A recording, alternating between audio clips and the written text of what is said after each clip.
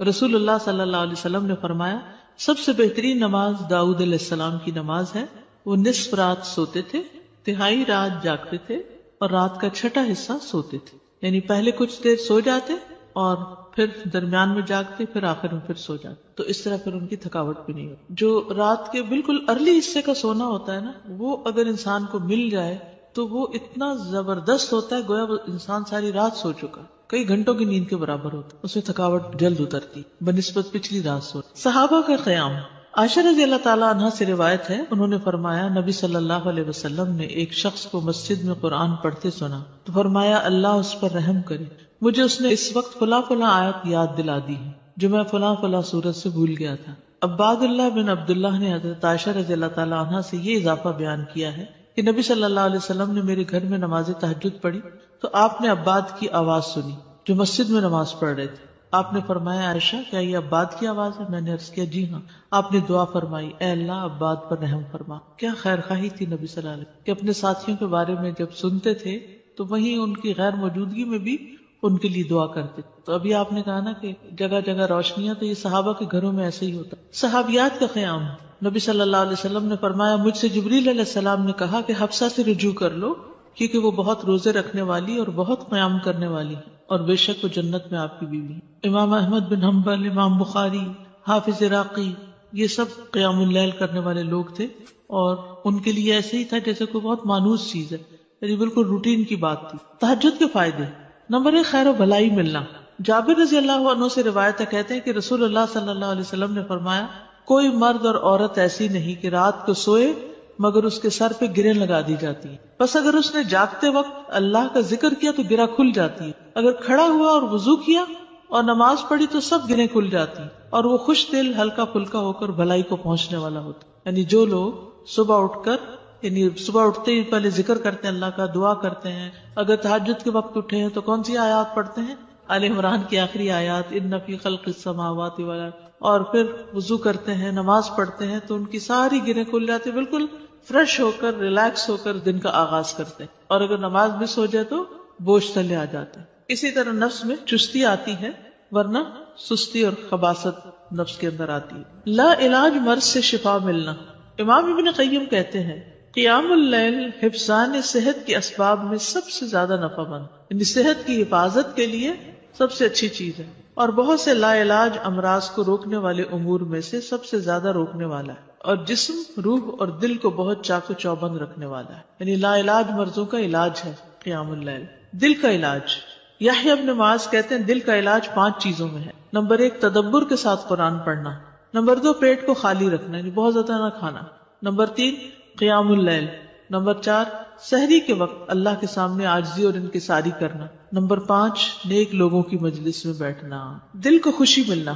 عطا خراسانی کہتے ہیں جب آدمی رات کو تہجد کے لیے اٹھتا ہے تو خوشی کے ساتھ صبح کرتا ہے اور اس قیام کی وجہ سے اپنے دل میں مسرت محسوس کرتا ہے، اور اگر اس پر نیند غالب آ جائے اور وہ اپنے ورد سے سویا رہ جائے تو غم کی حالت میں صبح کرتا ہے کہ آج میرے تہجد مس ہو گئے، اور اس کا دل ٹوٹا ہوا ہوتا ہے گویا کہ اس کا کچھ کھو گیا ہو، کیونکہ اس نے اپنے نفع مند کاموں میں سب سے زیادہ مفید کام کو کھو دیا، یعنی قیام اللیل کو.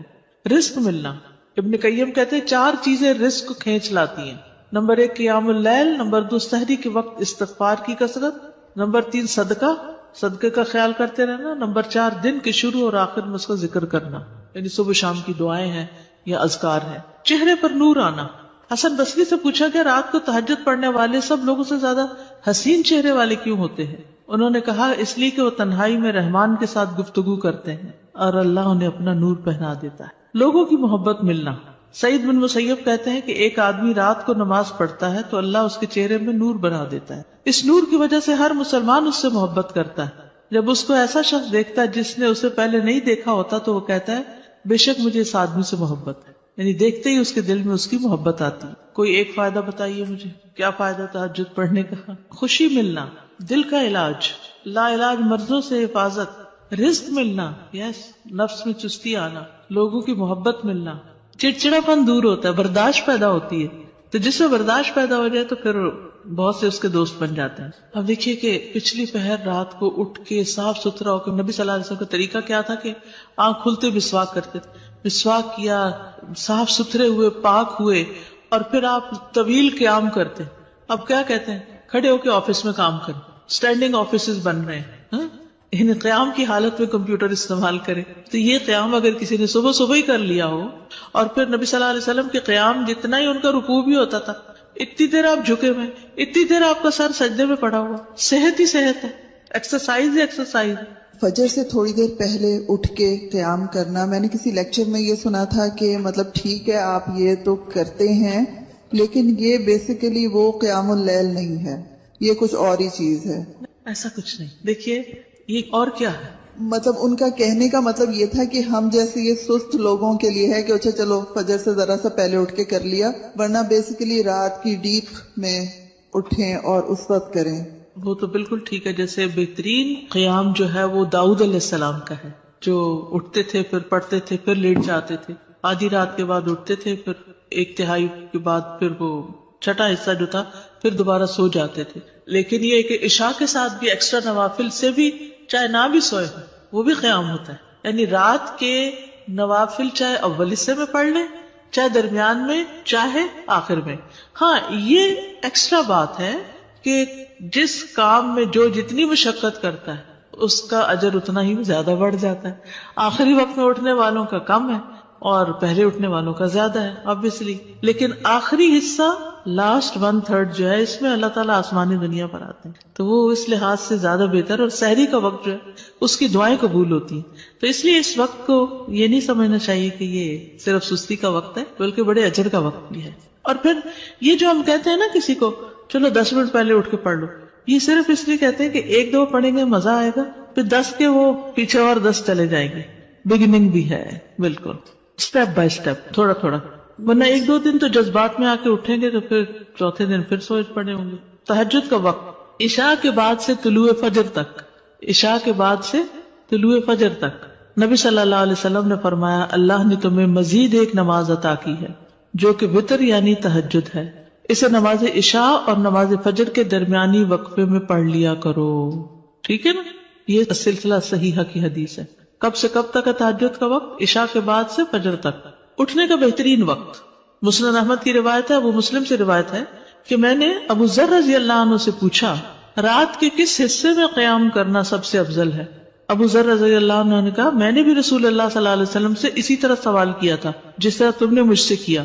آپ نے فرمایا رات کے پچھلے پہر، یا رات کے پچھلے پہر یا نصف رات میں، لیکن ایسا کرنے والے بہت تھوڑے ہیں. یعنی مشکل ہے نا آدھی رات کو اٹھنا. آپ مثلا سوئے ہیں 10 بجے اور 12 بجے پھر اٹھ جائے تو مشکل ہوگا. رات کے آخری حصے میں قیام کرنا، جابر رضی اللہ عنہ سے روایت ہے، انہوں نے کہا میں نے نبی صلی اللہ علیہ وسلم کو فرماتے ہوئے سنا تم میں سے جسے یہ خدشہ ہو کہ وہ رات کے آخر میں نہیں اٹھ سکے گا تو وہ وتر پڑھ لے پھر سو جائے، اور جسے رات کے قیام کا یقین ہو وہ رات کے آخر میں وتر پڑھے، کیونکہ رات کے آخری حصے میں قرات کے وقت حاضری دی جاتی ہے اور یہ بہتر ہے. ٹھیک ہے، تو رات کا آخری حصہ بھی اچھا ہے. آخری پہر دعاؤں کی قبولیت کا وقت بھی ہے. عمرو بن عبسہ سے مرفوعاً روایت ہے کہ رات کی نماز 2 رکعت ہے اور رات کے آخری حصے میں دعا سب سے زیادہ قبول ہوتی ہے. رات کے آخری حصے میں دعا سب سے زیادہ قبول ہوتی ہے. نبی صلی اللہ علیہ وسلم کے اٹھنے کا وقت، مسروق سے روایت انہوں نے کہا میں نے عائشہ رضی اللہ عنہا سے پوچھا کہ نبی صلی اللہ علیہ وسلم کو سب سے زیادہ کون سا عمل پسند تھا؟ انہوں نے فرمایا وہ عمل جو ہمیشہ ہوتا رہے. میں نے کہا آپ رات کو کب اٹھتے تھے؟ انہوں نے فرمایا جب مرغ کی آواز سنتے تو اٹھ جاتے. اب دیکھیے اس کو گھڑیاں نہیں تھی، لیکن اللہ نے نیچرلی یعنی کہ ایک وقت تہجد کا جو تھا اس میں مرغ اذان دیتا ہے تو وہ بھی ایک الارم کی طرح ہے. آپ کو پتہ ہے کراچی کا تو کچھ نہ کچھ ہے، اس لیے کہ فرسٹ ٹائم کراچی میں میرے ساتھ یہ ایکسپیرینس ہوا کہ رات کے وقت کبھی بول رہے ہیں، رات کے وقت کبھی بول رہے تھے. یہ فرسٹ ٹائم میں نے دیکھا تو میں نے کہا یہ کیا ہوا ہے، یعنی میں پریشان ہو گئی جب شروع میں گئی وہاں، یہ کیا ہو رہا ہے. پھر مجھے سمجھ میں آیا کہ یہاں کراچی میں تو ساری رات ٹریفک چل رہی ہوتی ہے اور لوگ جاگ رہے ہوتے ہیں کہ کراچی میں لوگ رات کو زیادہ جاگتے ہیں، تو وہ پھر کبھی بھی جاگنے لگے. کھانا ملتا ہے، بالکل کھانا بھی ملتا ہے. اب دیکھیں ریسٹورینٹس کے باہر وہ پرندے اڑ کے رات کے وقت آ کے بیٹھ جاتے ہیں کیونکہ دن کو وہ سب بند پڑا ہوتا ہے بیچارے، ان کا رزق بھی رات کو کھلتا ہے. ان کا یعنی کہ وہ سارا سسٹم ڈسٹرب ہو چکا ہے. جیسے انسان ڈسٹرب ہو گئے تو پرندے بھی ڈسٹرب ہو گئے. حضرت عائشہ سے روایت فرماتی ہیں آپ صلی اللہ علیہ وسلم شروع رات میں سوتے اور آخر رات میں بیدار ہو کر تہجد کی نماز پڑھتے. نبی صلی اللہ علیہ وسلم کا نصف رات کو اٹھنا، آدھی رات کو، یہ وہ حضرت ابن عباس والی روایت ہے جس میں ابن عباس آپ صلی اللہ علیہ وسلم کے گھر میں آ کر رکے تھے اور پھر جب آدھی رات گزر گئی تو آپ بیدار ہو کر تہجد پڑھنے لگے. نبی صلی اللہ علیہ وسلم کا سحری سے قبل نماز سے فارغ ہونا. حضرت عائشہ کہتی ہیں کہ جب سحری کا وقت ہوتا تو میں نبی صلی اللہ علیہ وسلم کو اپنے پاس سویا ہوا ہی پاتی، یعنی آپ تہجد پڑھ کے دوبارہ سو جاتے تھے. حضرت عائشہ سے روایت بیان کرتی ہیں کہ بلا شبہ اللہ عز و جل رسول اللہ صلی اللہ علیہ وسلم کو رات میں جگا دیتے، چنانچہ صبح نہ ہو پاتی کہ آپ اپنے معمول کی عبادت سے فارغ ہو چکے ہوتے تھے. تہجد کے لیے بیدار ہونے کی سنتیں. آنکھ کھلنے پر دعا پڑھنا. نبی صلی اللہ علیہ وسلم نے فرمایا جو شخص رات کو بیدار ہو کر یہ دعا پڑھے لا الہ الا اللہ وحدہ لا شریک لہ لہ الملک ولہ الحمد وہو علی کل شیء قدیر الحمد للہ وسبحان اللہ ولا الہ الا اللہ واللہ اکبر ولا حول ولا قوة الا باللہ ثم قال اللہم اغفر لی او دعا استجیب لہ فإن تودع وصلى قبلت صلاته. نبی صلی اللہ علیہ وسلم نے فرمایا جو شخص رات کو بیدار ہو کر یہ دعا پڑھے لا الہ الا اللہ آخر تک اور پھر کہے اللہم اغفر لی، اے اللہ میری مغفرت فرما، یا کوئی اور دعا کرے جو اس کی دعا ہے تو اس کی دعا قبول ہوتی ہے. پھر اگر اس نے وضو کیا اور نماز پڑھی تو نماز بھی قبول ہوتی ہے. ٹھیک ہے. آل عمران کی آخری 10 آیات پڑھنا. ابن عباس نے ابو المتوکل کو بتایا کہ انہوں نے ایک رات نبی صلی اللہ علیہ وسلم کے ہاں گزاری تو اللہ کے نبی رات کے آخری حصے میں اٹھے، باہر نکلے اور آسمان پر نظر ڈالی، پھر سورۃ آل عمران کی آیت پڑھی ان فی خلق السماوات والارض. 3 بار وقفے سے اٹھنا. ابن عباس کہتے ہیں وہ ایک رات رسول اللہ صلی اللہ علیہ وسلم کے ہاں سوئے تو رات کو آپ جاگے، مسواک کی اور وضو فرمایا. آپ اس وقت یہ آیات پڑھ رہے تھے ان فی خلق السماوات والارض. یہ آیات تلاوت فرمائی حتیٰ کہ سورت ختم کی، پھر آپ کھڑے ہوئے اور 2 رکعتیں پڑھی، ان میں بہت طویل قیام، رکوع اور سجدے کیے، پھر واپس پلٹے اور سو گئے یہاں تک کہ آپ کی سانس کی آواز سنائی دینے لگی. پھر آپ نے اس طرح 3 دفعہ کیا، 6 رکعتیں پڑھی. ہر دفعہ آپ مسواک کرتے، وضو فرماتے اور ان آیات کی تلاوت فرماتے.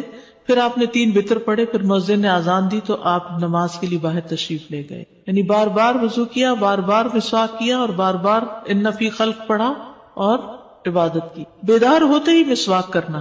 ابن عمر سے مرفوعاً مروی ہے کہ آپ صلی اللہ علیہ وسلم جب سوتے تو مسواک آپ کے پاس ہوتی، جب بیدار ہوتے تو مسواک سے ابتدا کرتے. اسی طرح جب آپ تہجد کے لیے کھڑے ہوتے تو اپنا منہ مسواک سے اچھی طرح صاف کرتے. 2 رکعتیں پڑھ کر سلام پھیرتے اور مسواک کرتے. سبحان اللہ، کس کثرت کے ساتھ منہ صاف کرتے. صحابہ کو بھی حکم دیا جاتا کہ رات کو اٹھے تو مسواک کرے. پھر درمیانہ وضو کرنا. ابن عباس سے روایت ہے انہوں نے کہا میں نے ایک رات اپنی خالہ میمونہ کے ہاں گزاری. نبی صلی اللہ علیہ وسلم رات کو اٹھے اور اپنی ضرورت کی جگہ آئے، پھر اپنا چہرہ اور دونوں ہاتھ دھوئے، پھر سو گئے اور پھر اٹھے اور مشکیزے کے پاس آئے، اس کا بندھن کھولا، پھر 2 وضو کے درمیان کا وضو کیا، یعنی ہلکا سا وضو، اور پانی زیادہ استعمال نہیں کیا اور اچھی طرح وضو کیا. پھر اٹھے اور نماز شروع کی. کم سے کم اور زیادہ سے زیادہ تعداد کتنی رکعتیں پڑھنی چاہیے؟ ٹھیک ہے. یہ بھی بڑا اہم سوال ہے. اکثر لوگ پوچھتے ہیں تہجد کتنی رکعتیں؟ تو یہ ظہر اثر وغیرہ کی طرح مقرر رکعتیں نہیں ہیں، اس میں وسعت ہے. ٹھیک ہے. کم سے کم اور زیادہ سے زیادہ تعداد. ابن عثیمین کہتے ہیں نبی صلی اللہ علیہ وسلم سے رات کی نماز کے متعلق سوال کیا گیا تو آپ نے فرمایا رات کی نماز 2 رکعت ہے، مثنا مثنا، اور آپ نے اس کو کسی تعداد کے ساتھ متعین نہیں کیا. آپ نے یہ نہیں فرمایا 4 ہے، 6 ہے، 8 ہے، 10 ہے، نہیں. کیا فرمایا؟ 2 ہے. تو جب نبی صلی اللہ علیہ وسلم نے اس کے لیے کسی گنتی کو متعین کیے بغیر کیفیت کو واضح کر دیا تو اس سے معلوم ہوا کہ نماز کا معاملہ اس بارے میں وسعت رکھتا ہے، یعنی اس میں کافی گنجائش ہے. انسان 100 رکعتیں بھی پڑھ سکتا ہے اور 1 رکعت کے ساتھ اس کو وتر بنا سکتا ہے. تو اصل بات یہ کہ انسان جتنی طاقت پاتا ہے اتنی رکعتیں ادا کر لے. ٹھیک. ابن باز رات کی نماز کی تعداد کے متعلق کہتے ہیں کہ یہ بات ہر انسان کی طاقت کی طرف لوٹتی ہے، اور نبی صلی اللہ علیہ وسلم 11 رکعت ادا کرتے اور 2 رکعت پر سلام پھیرتے. آپ علیہ الصلوۃ والسلام اپنی قرات، اپنے رکوع اور اپنے سجدوں کو لمبا کرتے تھے اور قیام اللیل کو 2 ہلکی پھلکی رکعتوں کے ساتھ شروع کرتے تھے. سب سے بہتر یہی ہے. اور اگر وہ 3، 5 یا اس سے بھی زیادہ پڑھتا تو کوئی حرج نہیں. ہر ایک اپنی طاقت کے مطابق ادا کرے گا، اس میں کوئی حد نہیں.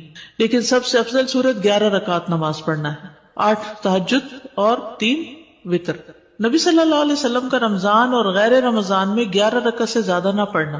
ابو سلمہ بن عبد الرحمن سے روایت ہے، انہوں نے عائشہ رضی اللہ تعالیٰ عنہا سے پوچھا، اور یہ صحیح مسلم کی روایت ہے، کہ رمضان میں رسول اللہ صلی اللہ علیہ وسلم کی نماز کیسے ہوتی تھی؟ انہوں نے جواب دیا، رسول اللہ صلی اللہ علیہ وسلم رمضان اور اس کے علاوہ دوسرے مہینوں میں فجر سے پہلے 11 رکعتوں سے زیادہ نہیں پڑھتے تھے. شیخ البانی کہتے کہ صحیح نص کے ذریعے رسول اللہ صلی اللہ علیہ وسلم کے فعل سے قیام اللیل کی رکعات کی تعداد 11 ثابت ہے، اور جب ہم اس میں غور کرتے ہیں تو ہمارے لیے انتہائی واضح طور پہ ظاہر ہو جاتا ہے کہ آپ اپنی پوری زندگی اس گنتی پر قائم رہے، خواہ رمضان ہو یا اس کے علاوہ آپ اس سے زیادہ نہیں پڑھتے تھے. جہاں 13 کی بات آتی ہے نا تو وہ 2 سنت فجر کی بھی شامل کر لیتے ہیں. حضرت عائشہ سے روایت ہے، نبی صلی اللہ علیہ وسلم رات کو 11 رکعتیں پڑھتے، 8 رکعتیں تہجد اور 3 وتر. کبھی 9 رکعتیں بھی پڑھی ہیں آپ نے، ٹھیک ہے، کبھی 7 رکعتیں بھی ادا کی ہیں آپ نے، اور 7 سے کم نہیں پڑھی، یعنی 6 پڑھ کے 1 وتر کیا ہے، 7 سے کم نہیں پڑھی اور 13 سے زیادہ نہیں پڑھی. رکعات کی ادائیگی کا طریقہ کیا ہے؟ 2 کر کے پڑھنا. حضرت عبداللہ بن عمر سے روایت، انہوں نے کہا، ایک آدمی نے پوچھا کہ اللہ کے رسول رات کی نماز کیسے ادا کی جائے؟ آپ نے فرمایا، رات کی نماز 2 رکعتیں ہیں، جب صبح ہونے کا اندیشہ ہو تو 1 وتر پڑھ لو. جب آپ تہجد پڑھتے تو ہر 2 رکعتوں کے بعد سلام پھیرتے اور 2 ہلکی رکعتوں سے آغاز کرتے. زید بن خالد جوہنی سے روایت ہے، انہوں نے کہا، میں آج رسول اللہ صلی اللہ علیہ وسلم کی نماز کا مشاہدہ کروں گا، یعنی رات کی نماز کا. میں نے دیکھا کہ آپ نے 2 ہلکی رکعتیں پڑھی، پھر 2 انتہائی لمبی، بہت ہی زیادہ لمبی رکعتیں ادا کی، پھر 2 رکعتیں پڑھی جو ان 2 لمبی رکعتوں سے ہلکی تھی، پھر 2 پڑھی جو پہلے والوں سے کم تھی، پھر 2 پڑھی جو اپنے پہلی والی رکعتوں سے کم تھی، پھر 2 رکعتیں پڑھی جو اپنی پہلی والی رکعتوں سے کم، پھر وتر ادا کیا. یعنی سب سے پہلے 2 ہلکی، پھر 2 خوب لمبی، پھر 2 اس سے کچھ کم، پھر اس سے کم، پھر اس سے کم، پھر اس سے کم. لیکن آپ کی یہ جو رکعتیں تھی بہت خوبصورت اور بہت طویل ہوتی تھی. حضرت عائشہ کہتی ہیں، ان کی خوبصورتی اور ان کی طوالت کے بارے میں مت پوچھو.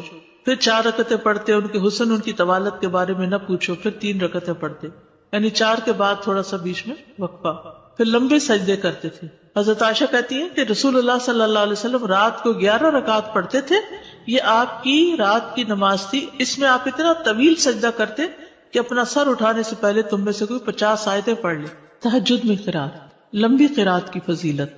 صحیح مسلم میں ہے، جابر رضی اللہ عنہ سے روایت ہے، انہوں نے کہا کہ رسول اللہ صلی اللہ علیہ وسلم نے فرمایا، فضیلت والی نماز وہ ہے جس میں قیام لمبا ہو، یعنی دیر تک کھڑے رہے. 10 آیات کی تلاوت کا اجر. رسول اللہ صلی اللہ علیہ وسلم نے فرمایا، جس شخص نے 10 آیتوں سے قیام کیا وہ غافلوں میں سے نہیں لکھا جاتا. 100 آیات کی تلاوت کا اجر. رسول اللہ صلی اللہ علیہ وسلم نے فرمایا، جس نے 100 آیات کے ساتھ قیام کیا وہ فرما برداروں میں سے لکھا جاتا ہے. رسول اللہ صلی اللہ علیہ وسلم نے فرمایا، جس نے رات کی نماز میں 100 آیات کی قرات کی اسے غافلین میں نہیں لکھا جاتا اور اسے فرما برداروں میں لکھ لیا جاتا ہے. 1000 آیات کی تلاوت کا بے انتہا اجر.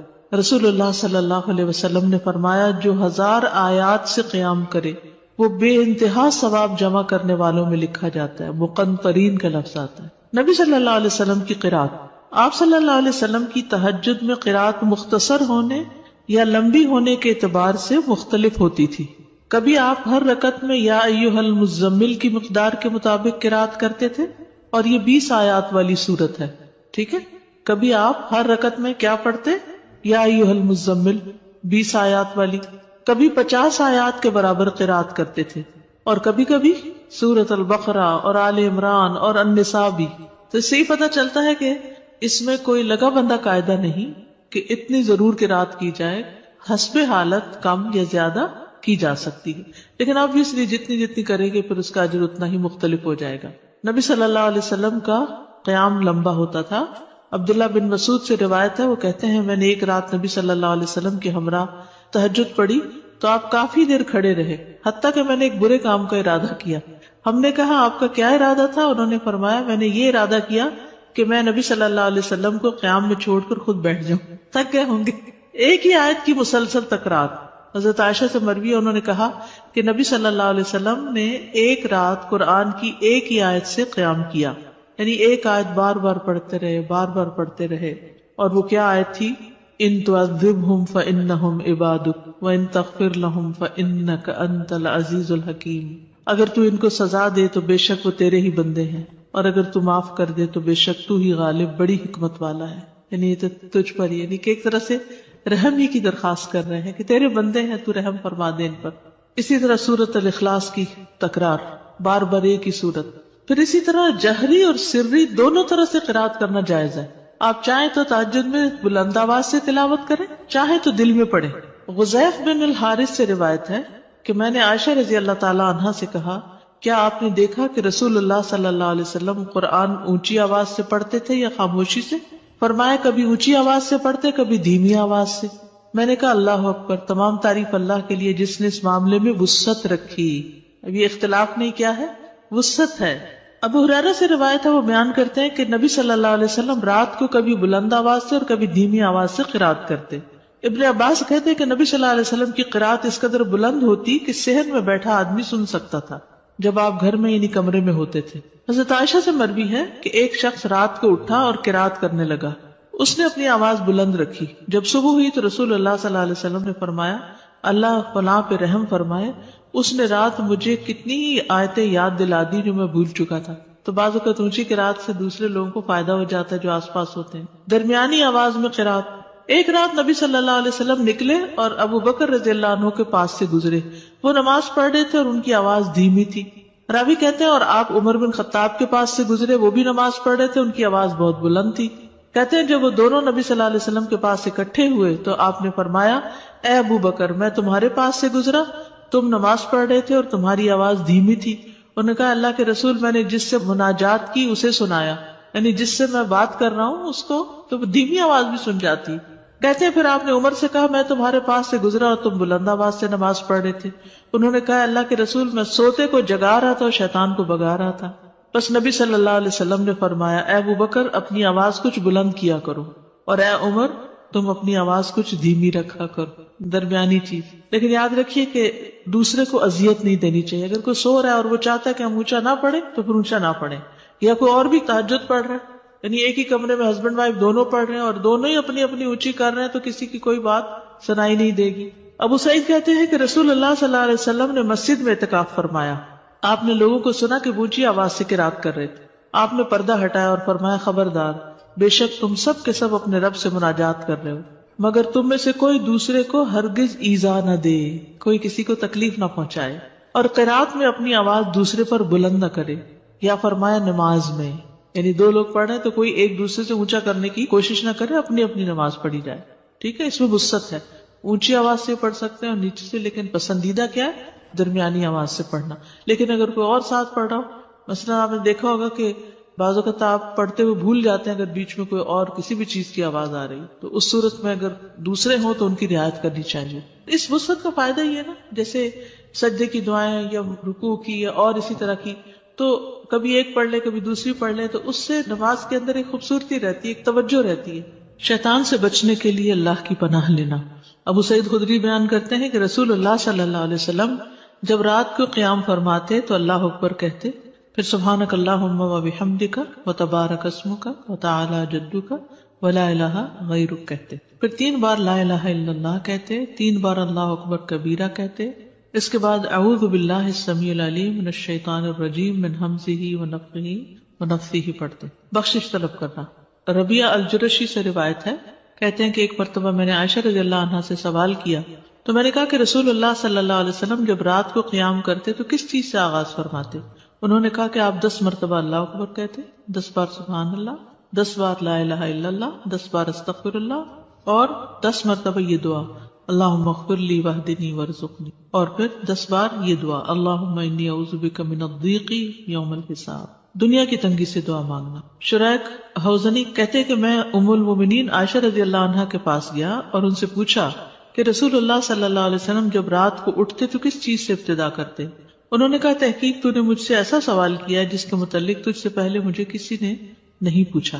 آپ جب رات کو اٹھتے تو 10 بار اللہ اکبر کہتے، 10 بار الحمدللہ کہتے، 10 بار سبحان اللہ و بحمدہ کہتے، 10 بار سبحان الملک القدوس کہتے، 10 بار استغفر اللہ کہتے، 10 بار لا الہ الا اللہ کہتے، 10 بار اللہم انی اعوذ بک من ضیق الدنیا و ضیق یوم القیامہ، اس میں قیامت کی تنگی کا بھی ذکر آتا ہے اور دنیا کا بھی. پھر اسی طرح آپ اللہم اغفر لی واہدنی وارزقنی وعافنی بھی 10 دفعہ یہ اللہ اکبر الحمدللہ سبحان اللہ اور استغفر اللہ کرنے کے بعد یہ پڑھتے تھے.